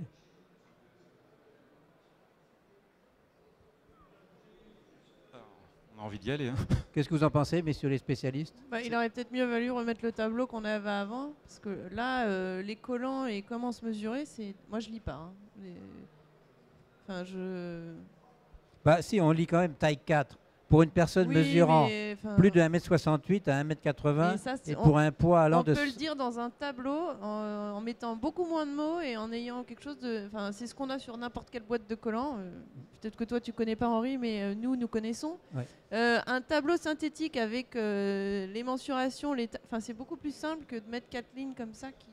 Et ça Tiens. peut être une image. Hein, on n'est pas obligé de créer un tableau. Et là, Pauline a eu quoi? Elle a eu un réflexe d'acheteuse. Elle a eu un réflexe d'internaute en se disant tiens, en fait, s'il y avait comme sur les boîtes de collants, parce que finalement, c'est un peu le même principe entre guillemets, c'est le même acte d'achat. S'il y avait comme sur les boîtes de collants que j'achète tous les jours, donc je suis habitué à cet achat. Là, on n'est pas dans un achat de tous les jours, a priori. Mais sur les boîtes de collants, je suis habitué à cet achat.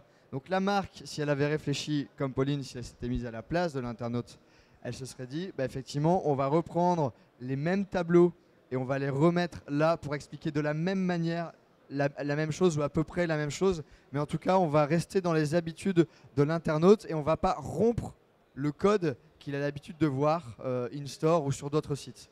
On peut aller plus bas là. Voilà. Alors il y a quand même une chose que je trouve tout à fait étonnante et positive, c'est que le fond noir est quand même tout à fait excellent pour mettre en avant les logos de Facebook, Twitter et Pinterest. Ça c'est bien. Et on n'a pas parlé jusqu'à présent des réseaux sociaux. Il est évident que en fait, relayer le site sur les réseaux sociaux, c'est une excellente chose. Et je reviens toujours à Amazon, qui est notre professeur de marketing gratuit. Quand vous achetez quelque chose sur Amazon, Amazon a repéré, par exemple, que vous êtes sur Facebook et vous demande si vous voulez prévenir vos amis de l'achat que vous venez de faire. Ça, c'est merveilleux parce que non seulement Amazon fait une vente, mais grâce à vous, il va pouvoir faire 2, 3, 4, 5 ventes ou 10 ventes supplémentaires. Et ils vont même plus loin, c'est-à-dire qu'à partir du moment où vous avez connecté votre compte avec votre compte Facebook, ils vont aller repérer les anniversaires de vos amis qui ont renseigné leur date d'anniversaire. Ils vont découvrir que Cédric, c'est son anniversaire demain. Ils vont vous proposer un cadeau pour Cédric. Et si Cédric a connecté son compte avec son compte Facebook, ils vont même vous dire ce qu'a déjà acheté Cédric et ce qu'il serait susceptible d'aimer. C'est-à-dire que là, pour le coup, ils vont vraiment très loin dans la réflexion. Et encore une fois, je me répète, mais j'aime bien répéter cette phrase parce que pour moi, les 7 règles, ça ne pourrait être que cette phrase. Ils se sont mis à la place de l'internaute et ont pensé à des choses simples, pas des choses techniquement qui partent très loin, etc. Mais ils se sont dit, voilà, on va se poser des questions simples et on va apporter des réponses simples. Hier, dans la conférence sur l'absolu marketing, je disais qu'on est en train de passer, et là l'exemple d'Amazon est tout à fait typique, du marketing de l'intrusion à un marketing de la caresse. Parce que là, proposer un cadeau à un ami la veille du jour ou le jour de son anniversaire, c'est vraiment aller dans le sens du poil, alors que l'intrusion bébête, bien finalement, c'est fini, c'est plus d'actualité. Alors, il y a aussi, on peut cliquer sur Pinterest, par exemple. Ah, alors ça, c'est extrêmement important. C'est que le site, donc Maison Close, a sur Pinterest toute une galerie de photos avec ici, vous voyez, les célébrités, les accessoires, etc. Donc, c'est comme si dans une boutique de 20 mètres carrés, derrière, il y avait un espace de 10 000 mètres carrés. Autrement dit, ça augmente extrêmement fortement l'audience, le référencement, j'imagine. Pas le référencement, la Non. visibilité. On va La accroître visibilité. la visibilité sur Pinterest, sur Facebook. Ça n'améliorera pas le référencement sur Google. Google n'est pas Facebook, on le sait bien. Donc, par contre, vous allez gagner des points d'audience, de visibilité. Donc c'est quand même important d'être présent sur ces plateformes. Ouais. Parce que Et surtout, ce qui est important, je ne sais pas si vous pratiquez Pinterest par exemple, c'est que pour épingler, entre guillemets, une photo sur Pinterest, il suffit d'un clic parce que le bouton, vous le mettez dans votre barre de navigateur, vous cliquez, la photo part immédiatement. Enfin, c'est extrêmement simple. Est-ce que dans la salle, il y a des e-commerçants qui pratiquent ce genre de choses? Pinterest est adapté pour le prêt-à-porter, la mode, les produits tendances en fait. Il y a beaucoup de marques qui maintenant investissent Pinterest, Twitter, évidemment, Facebook, etc. Ça, vraiment, pour eux, c'est un point.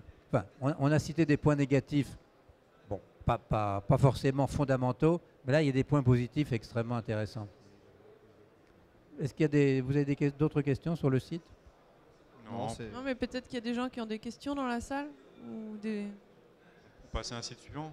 C'est On attaque un site. Oui, on va passer à un site plus pépère. On peut soft montrer ou un pas site bien fait. Et non. Un site bien Oh, fait. allez. Je vais vous demander d'aller sur Nespresso, s'il vous plaît. Nespresso. Oh bah, il est merveilleux, Nespresso. On est dans le noir aussi. On est dans le noir, on est toujours dans le noir. Alors, je vais juste rebondir sur quelque chose qu'on a dit tout à l'heure. Et en plus, c'est encore Nike. Comme quoi, leur agence n'est peut-être pas si efficace que ça. Je ne sais pas qui c'est. Nike avait fait un site événementiel et ils s'étaient dit tiens, on va créer un univers. Et donc, ils sont partis d'un concept.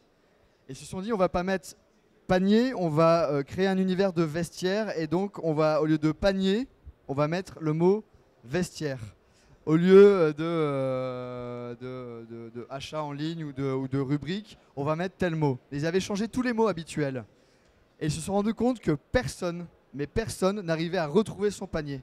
C'est-à-dire que les gens cliquaient sur acheter, le produit partait quelque part, et il n'y a personne qui allait cliquer sur le mot vestiaire parce que les gens ne comprenaient pas.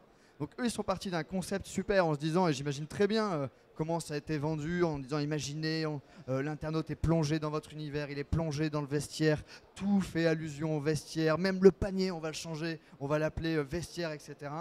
Et finalement, les gens n'ont pas compris, ils ont fait des tests, ils ont vu que c'était ça le problème, ils ont juste remis le mot votre panier, avec une petite icône panier, un petit caddie comme tout le monde, et les ventes ont commencé à démarrer et le site a commencé à fonctionner.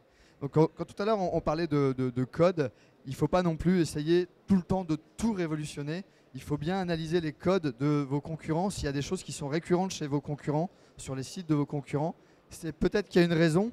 Alors je ne dis pas de copier-coller tout ce que font vos concurrents, parce qu'il faut être un minimum créatif. Mais attention à ne pas vouloir trop faire de révolution. Alors Nespresso, donc là je suis sur le site, je ne suis pas client. Alors bon, déjà j'ai 3 rubriques. Là on a de la chance, on a un écran qui est fortement éclairé parce que quand moi je l'ai testé, il était moins éclairé et les petites flèches on les voyait pas. Donc on va aller tac. On va aller à gauche et on va cliquer sur café. Donc là je veux acheter du café. C'est normal ça? On dépasse les 4 secondes de chargement. Ils sont en train de moudre le la café. La connexion du salon est peut-être un peu lente, mais à l'hôtel, c'était également très lent en termes de chargement. Donc déjà, on voit qu'il y a un petit problème là-dessus. Alors, on va aller sur 16 grands crus d'exception. On recharge. Et je veux acheter, je vais aller voir, tiens, le Vivalto, là, le bleu au milieu. Complexe et équilibré, ok, bon, ça me donne pas très envie, mais on va aller voir. Super, là j'ai une belle fiche produit. Alors on va descendre. Donc là je lis. Et là, je peux toujours pas acheter. Je lis. Et donc je peux découvrir des recettes, envoyer un email ou imprimer. Et oui, parce qu'en fait, le commander vos capsules, il est ici. En bas à gauche, là aussi, un code sur Internet. le bouton acheter, les boutons d'action sont généralement en bas à droite. On apprend ça dans toutes les bonnes écoles. Je donne des cours d'ergonomie, c'est les premières choses qu'on dit. C'est un logo en haut à gauche, un bouton d'action en bas à droite, et on ne le change jamais de place. Pour que la souris, parce que là, vous avez remarqué, s'il faut à chaque fois bouger la souris pour aller sur les boutons d'action, l'internaute est perdu. Tandis que s'il reste là et qu'il clique sur suivant, et que l'autre bouton d'action il est exactement au même endroit, je n'ai pas à bouger ma souris, j'ai juste à cliquer. Ce bouton doit être normalement aussi dans un code couleur différent pour attirer l'œil. On revient sur l'eye tracking. Là, il est noyé. Donc, on va commander les capsules.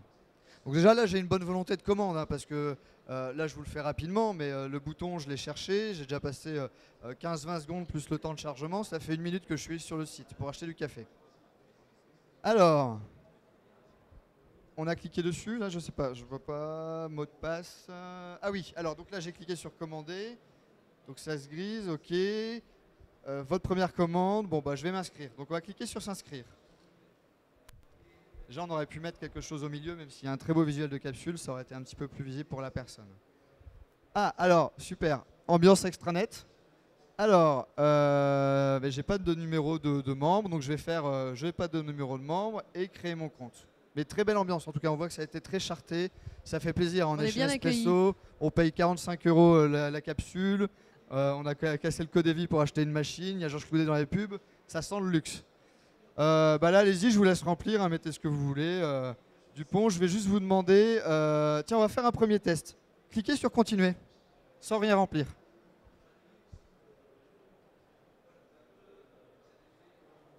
Donc là, c'est bien, on a déjà un message d'erreur. C'est le premier test que je fais tout le temps quand je teste un formulaire. Je clique sur valider sans rien remplir pour voir ce qu'on m'affiche et pour voir s'il y a minimum les messages d'erreur. Donc on va cliquer sur OK, on va remplir. Je vais juste vous demander dans le code postal de mettre une ville et dans la ville de mettre un code postal.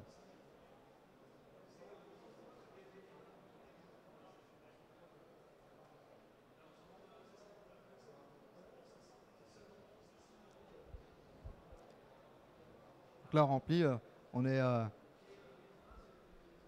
est en test réel. C'est important de le faire en réel pour montrer que c'est vrai. Hein, je l'ai fait ce matin. Il va falloir mettre un numéro de téléphone fixe. Voilà, n'importe lequel. Hop, et appuyons sur continuer. Super. Donc ils sont très facilitateurs parce que leur formulaire, on peut mettre en fait n'importe quoi dedans. Ils le prennent. Il n'y a pas de message d'erreur. Je ne veux même pas voir la tête de leur base de données derrière. Ça doit être juste une horreur. Alors là, Thomas soulève un point important, c'est la base de données. C'est comment je récupère mon fichier prospect client pour ensuite de nouveau les interroger soit par email, soit par courrier. Donc imaginez le traitement qui va se passer derrière.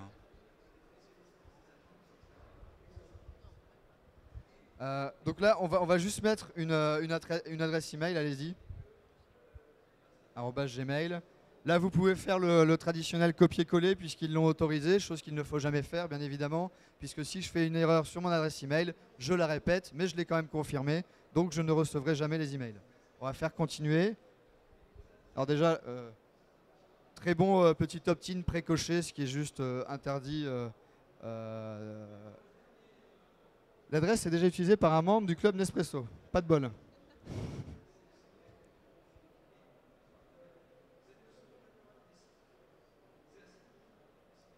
Continuer.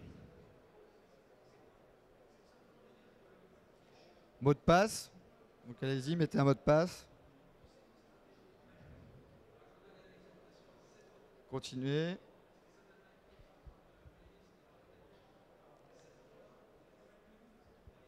Ça charge, hein. Alors, donc je veux acheter des capsules. Ok. Donc, on me demande de remplir, alors ce qui est plutôt pas mal à l'origine, quelle machine avez-vous pour mieux vous conseiller? Donc ma capsule bleue de tout à l'heure, en fait, elle est passée à la trappe. Ah ben là, si, je la garde en mémoire, la Vivolta, c'était ça, un Vivolta Vilogia, je sais plus. Allez-y, mettez ce que vous voulez, hein, peu importe. Hop, voilà, cherchez, j'ai mis ma machine, allez, je veux ma capsule, la bleue.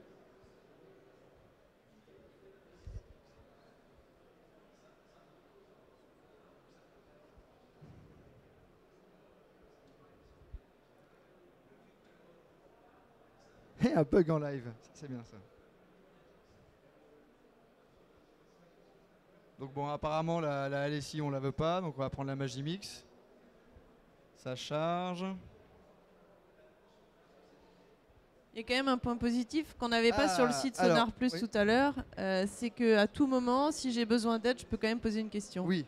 Et c'est vrai. ça manquait chez Sonar Plus. C'était vraiment, voilà, je suis perdu, je veux un conseil, Alors, juste, mais on je va vais- pas le faire maintenant.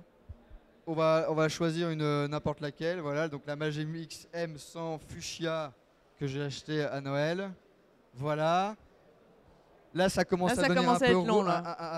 un peu lourd comme formulaire. On me demande quand est-ce que je l'ai acheté. Alors, je vous propose de cliquer sur valider parce qu'en fait, on n'est pas obligé de remplir. Donc là, je la veux, hein, ma capsule. J'ai envie de café. Je suis déjà un peu, je suis bien énervé comme ça. J'espère que j'ai pris du déca.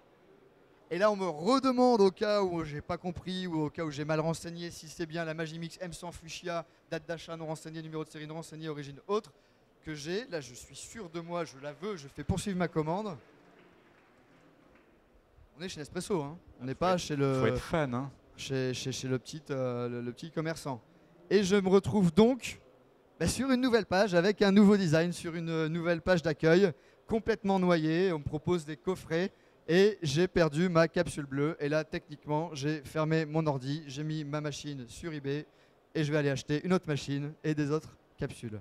Voilà, c'était juste le petit point. Après, bon, alors, j'ai envie de dire, il n'y a rien d'autre à dire sur ce site puisque si on descend, il n'y a pas de footer.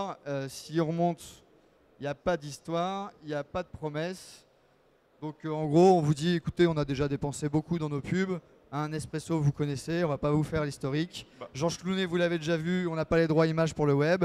Donc Au vous êtes moins- là pour au moins acheter des capsules, acheter des capsules. Les petits commerçants pour le café ont du grain à moudre, pourront vendre aussi eux. Ils seront tranquilles avec des bons petits sites. Et donc pour conclure, moi ce qui me choque et ce qui même m'énerve un petit peu dans ce site-là, c'est que je me dis qu'ils n'ont pas d'excuses par rapport à d'autres. Est-ce qu'ils ont les moyens, ils ont les hommes, ils ont potentiellement les budgets, ils ont beaucoup de monde pour réfléchir autour d'eux, ils ont des agences, et ils arrivent quand même à faire un extranet. Je veux bien que ça soit une ambiance club, quelque chose de fonctionnel, etc., mais pas à ce point-là. Et on avait déjà fait l'exercice avec Henri sur d'autres salons, sur le même type de masterclass. Et on s'aperçoit qu'il y avait des sites qui avaient été proposés. Il y avait notamment, je me souviens, Philips. Et également, ce site-là, ils avaient des photos qui n'étaient pas de qualité, des descriptifs qui étaient trop techniques. Bref, toutes les erreurs qu'on a un peu exposées tout à l'heure, ils les reprenaient. Et voilà, ces sites-là, ils n'ont pas d'excuses. Alors qu'à côté, on peut trouver, et il y en a, on vous rassure, mais c'est parce qu'aujourd'hui, on faisait une masterclass sur les erreurs. Donc voilà. Mais il y a des petits sites qui ont certainement 10 fois moins de budget, mais qui se mettent à la place d'un internaute et qui savent vraiment adapter leur site internet, écouter l'internaute, prendre les remarques des internautes qui les appellent ou qui envoient des mails en disant j'ai pas réussi à commander, je suis bloqué, etc. et qui vont venir changer leur site après, plutôt que de rester soit dans un concept, soit dans des idées de purs marketeurs faits pour les marketeurs et par les marketeurs. Voilà pour Nespresso rapidement, pour conclure ce petit tour de table. Alors ça passe vite parce qu'on devait faire beaucoup plus de sites que ça. On a le temps de faire Mais, un site encore ou non? Henri, on a le temps de faire Henri. un site ou... Oui, il nous reste un quart d'heure. Est-ce que vous en voulez encore ou est-ce que vous voulez poser des questions? Jean-Philippe?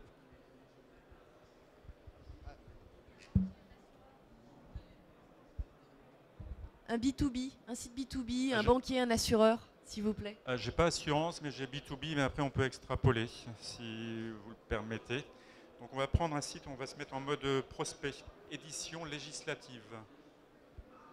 Donc là, c'est un site de documents, d'édition de documents à destination des avocats et ressources humaines. Donc simplement, bon, on est arrivé sur Google, on arrive là, je suis en mode prospection. Hein. Je suis un avocat ou un DRH intéressé par de la documentation. On arrive sur ce site. Là, même topo, je dirais, on sent qu'il y a, je dirais tout de suite, on sent qu'il y a du contenu, il y a du texte, on est dans le monde de l'édition, mais concrètement, je ne sais pas ce que l'on vend, ce que l'on propose. Ce qu'Henri disait en tout début de conférence, quelle est la promesse? Donc vous voyez, tout en haut, on a édition législative, le logo, mais on aurait pu utiliser sur la bande le header. Au milieu, on aurait pu mettre une promesse, on aurait pu compléter pour simplement signaler ce que les éditions législatives vont proposer. On a le rubricage qui est composé de 4 onglets, donc apparemment... Oula, oh, refermez ça s'il vous plaît. Donc on a métier, produits, services et les éditions législatives. On n'est pas dans le produit encore. On est sur la page d'accueil, on n'est pas encore dans le produit. On voit passer un carrousel d'images avec beaucoup de texte et quelques visuels. En dessous du texte, à la une, de l'actualité, une veille d'information. Sur la partie droite, des blocs LinkedIn, je ne vois pas, je ne comprends pas ce que ça fait là, très clairement. Le panier. J'ai un site qui est étriqué, en fait. J'ai un site qui est étriqué avec beaucoup de textes, beaucoup de liens. Et on a aussi dans l'Internet de dire trop de liens, tue la navigation aussi. Donc très clairement, c'est pas bon en termes de navigation d'avoir trop de liens. Il y a beaucoup d'animations aussi. Il y a l'animation du slider, il y a l'animation de la pub LinkedIn, il y a l'animation de veille permanente en dessous qui tourne avec assurance, etc. Il y a beaucoup de choses en fait. Et l'œil est attiré par beaucoup de choses et finalement il est perdu. Ouais. Et rappelez-vous, Henri disait tout à l'heure les codes couleur noire. Là aussi, on a du code couleur noir utilisé sur le header, sur le fond en fait des blocs. C'est pas lisible. Hein. Oui, puis c'est pas très glamour non plus. Là. Non, c'est pas glamour. Et justement, il faudrait rendre ça glamour parce qu'on a bien des vues métiers, des vues produits. Donc, si on passe simplement la souris sur vue métier, voilà. Vous voyez, il y a énormément de contenu apparemment. Déjà là, en fait, on a quoi 1, 2, 3, 4, 5, 6, 7, 8. Faire un menu direct. Un menu direct avec des codes couleurs. Un code couleur par métier. Et là, entrer dans un univers métier. Là, on est déjà dans le réagencement du site. Mais si je vais dans l'univers métier des DRH, je suis dans mon contenu, dans mon univers et je parle avec les DRH. Autre petite chose, c'est que on a certaines habitudes. Donc si on retourne juste sur votre métier, on a ressources humaines devant expert comptable, derrière administration. Il aurait été peut-être plus judicieux si on a autant de rubriques de les mettre par ordre alphabétique. Oui. Ne serait-ce que pour faciliter la lecture de l'internaute. Donc on sent qu'il y a tout ce contenu qui est là, mais malheureusement en fait c'est chargé. N'oubliez pas que l'internaute, là on est en plus dans le monde professionnel, un B2B, donc je veux aller vite, j'ai l'essentiel, j'ai pas de temps à perdre, je suis en ressources humaines, avocat, j'ai pas mon info encore, je cherche. Bon ok, il y a une zone de recherche, mais je vais pas aller taper ça. Ok, je suis ressources humaines, je vais aller dans le guide gestion et administration des ressources humaines. Donc je clique sur le lien du guide gestion et administration. Oui, vous y étiez, voilà. Donc je recherche un produit. Hein. Là j'arrive sur le catalogue, guide, apparemment, je ne sais pas si c'est une fiche, je suis perdu. Très clairement je suis perdu, je ne sais pas si c'est une fiche produit. J'ai beaucoup de texte. Oui, je n'ai pas la vue, ne serait-ce qu'on est dans le monde du livre, nous on a publié des bouquins, le visuel, le recto du bouquin c'est essentiel, les bonnes feuilles c'est essentiel, un sommaire c'est essentiel. Je suis perdu, je vais aller tout de suite à l'essentiel. Et ce qui est malheureux, encore une fois, code couleur noir sur la partie gauche, partie droite, des engagements, un rappel immédiat, une partie qui est fixe, qui ne me sert à rien à cet endroit-là, parce qu'en fait, ma fiche produit, parce qu'apparemment c'est une fiche produit, elle est coincée, elle n'est pas aérée. Donc on pourrait très bien réagencer le site en enlevant le panier, le rappel, les engagements, en les mettant ailleurs. Et là, on gagne de l'espace. Et revoir le rubricage aussi avec des codes couleurs, si je vous ai dit tout à l'heure, codes couleurs. Là, vous voyez, je suis quand même dans les ouvrages à acheter ou la documentation par abonnement apparemment, parce que j'ai quand même regardé un petit peu. On peut cliquer sur fiche pratique, le petit onglet qui est voilà, sur la partie centrale. J'ai rien vu, j'ai pas vu la différence. C'est quoi la différence là-dessus? J'ai rien vu. Recliquez sur offre. Ah oui, ok, le texte. Donc ça n'a pas marqué. Là aussi, il faut avoir une logique. Quand je change d'onglet, je change pas d'univers, mais de sous-page. Donc comment je présente ça en fait? J'ai pas encore envie d'acheter, hein, très clairement, parce que là c'est quand même des prix à 260 €. Je comprends que c'est essentiel, je vais devoir vendre ça à mon boss aussi, le mettre dans les budgets. Ok. Apparemment je peux faire un essai gratuit, allons-y. Donc les pictos sont bien, hein, essai gratuit, ajouté au panier, click to action comme on dit dans le jargon, c'est pas mal, mais malheureusement vous voyez on est perdu sur ce site. C'était un essai de quoi? C'était un essai d'un guide.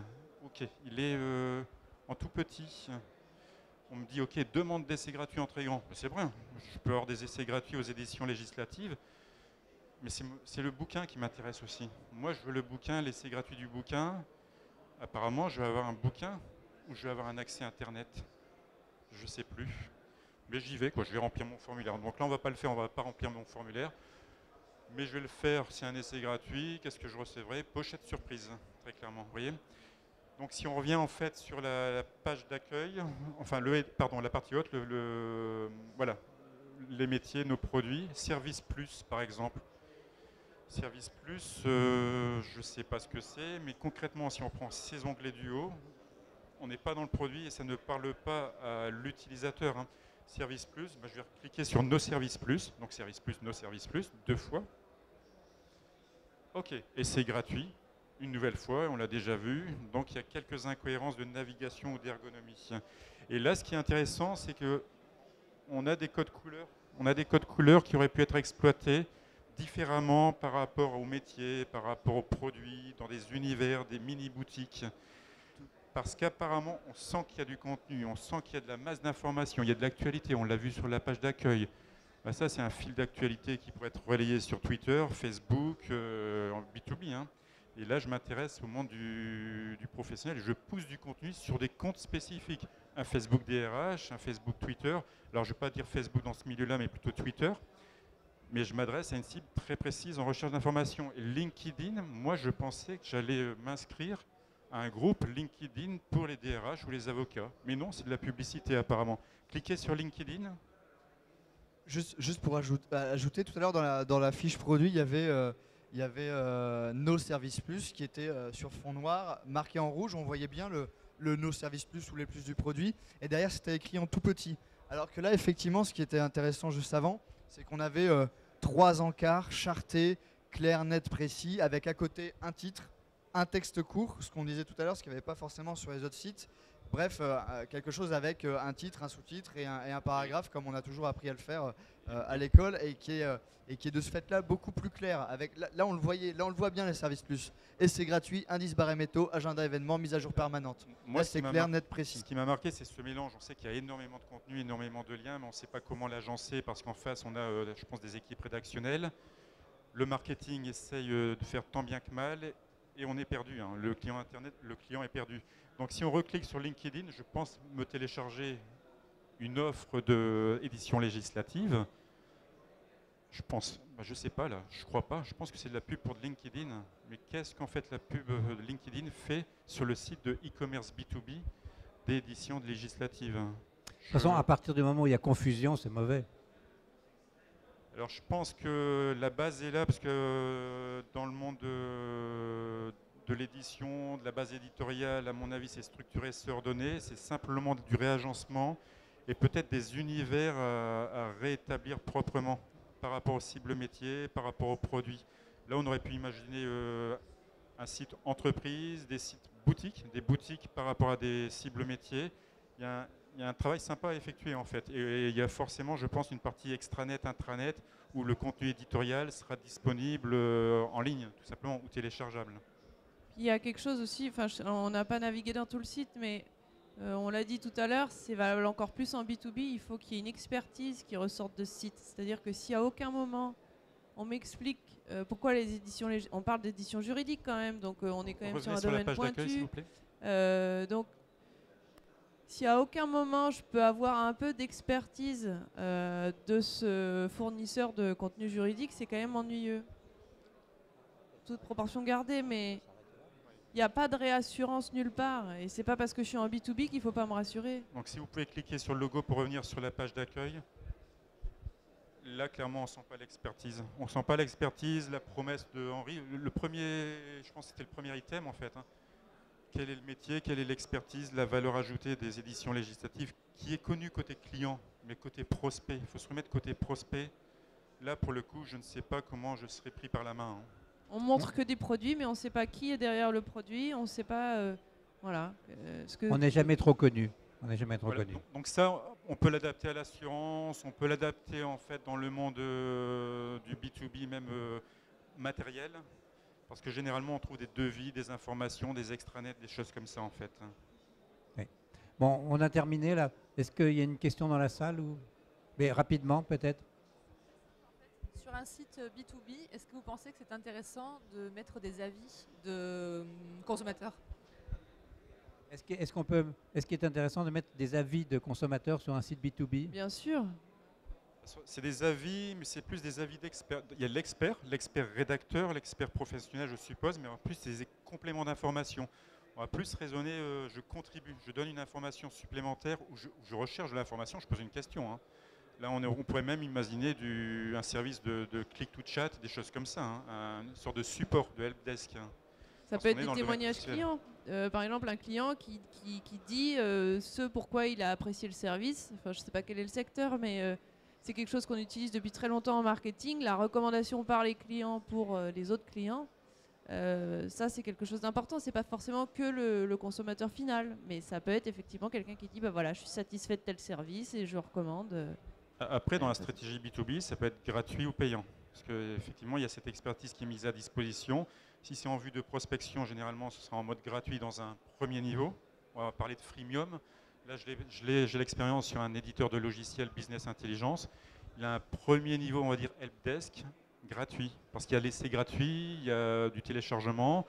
Donc, on vous donne un niveau d'information gratuit. Mais après, passer en mode payant, vous avez à disposition plus de contenu, plus d'informations, plus de support personne physique, téléphone, mail personnalisé, des choses comme ça en fait. Là, on est sur du compte client en fait. Donc on va s'arrêter là parce qu'on on risque de dépasser le temps. Merci beaucoup et donc à Merci bientôt et beaucoup. bonne chance pour vos sites de e-commerce. Merci. Et rendez-vous sur le stand des éditions Kawa, bien entendu. Vous pouvez nous revoir sur le stand Kawa qui est juste à côté.